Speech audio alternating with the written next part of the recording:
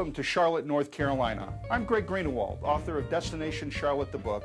Today's edition of Charlotte Facts, Stats, and Trivia is brought to you by Destination Charlotte the book at www.destinationcharlottethebook.com and Rod Potter's Charlotte New in Town group at www.charlottenewintown.com. In today's edition, we would like to familiarize you with the founding of Charlotte and a few historical events that highlight Charlotte's independent, can-do spirit, which is still very much evident today. Charlotte sprang from the conversions of two Indian trading routes, the Nation's Ford Trail south to Charleston, South Carolina, and the Great Trading Path heading north to Virginia.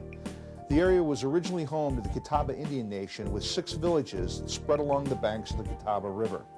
In 1750s, the settlers and fur traders followed these well-established Catawba trails and began settling the Carolina backcountry.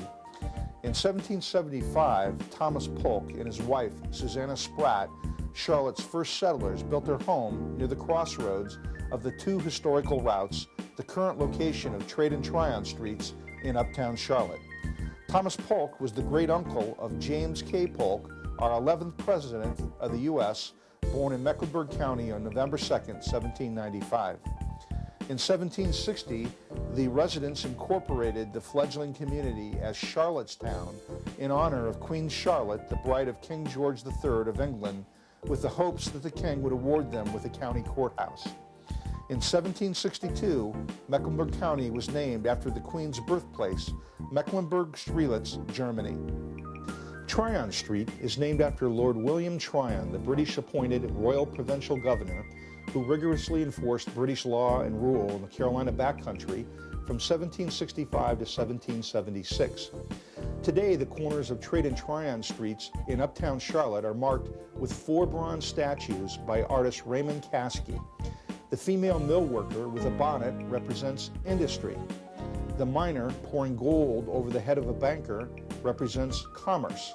The lady uplifting a baby represents the future, and the railroad worker with a hammer represents transportation.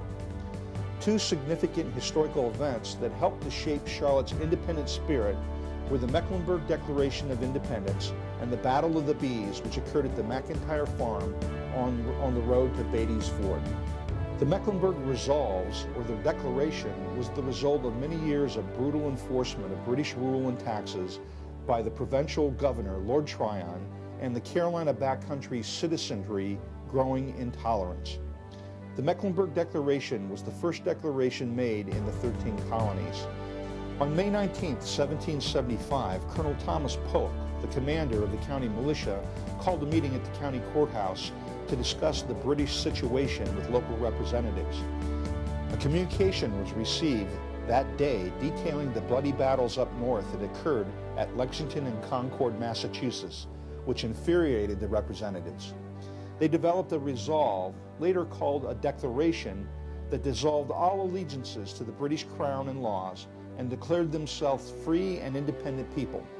The resolve was read on the steps of the Mecklenburg County Courthouse on May 20th, 1775, and was given to Captain James Jack to deliver to the North Carolina State Representatives for presentation at the Continental Congress in Philadelphia.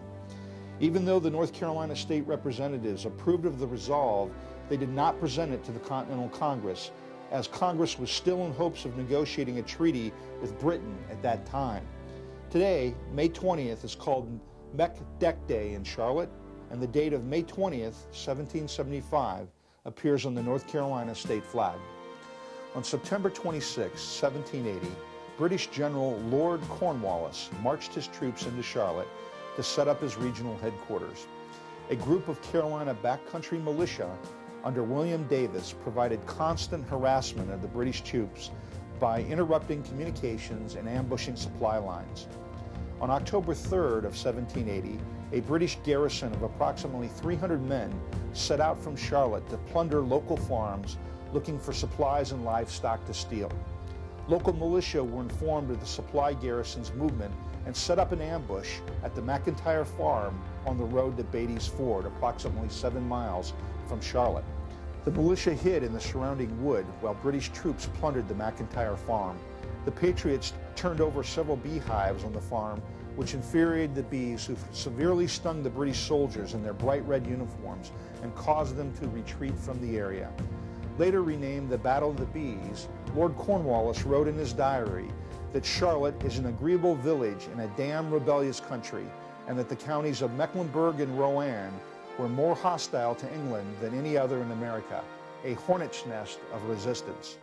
The hornet's nest symbol is frequently used with many organizations throughout the city today to continue to show our independent spirit, including the Charlotte Mecklenburg Police Department, Police Officers' Shield, and the local Girl Scouts Council is also named the Hornet's Nest Council. Thank you for watching, and we hope you have enjoyed today's edition of Charlotte Facts, Stats, and Trivia. If you'd like to receive a free copy of 101 Things to Do in Charlotte, please visit my website at www.destinationcharlottethebook.com.